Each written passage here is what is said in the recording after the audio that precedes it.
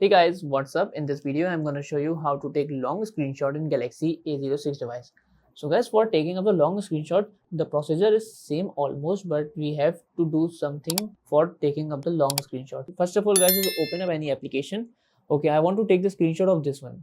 So first of all, just take the screenshot, and after that you have an option of long screenshot here. So just press it. Now take the screenshot, and here we have an option of this one. So just tap here, again tap here, again tap here, and again.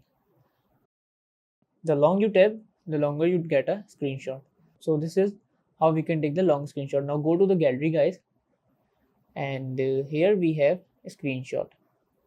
So guys, that's how we can take the long screenshot in Galaxy A06 device.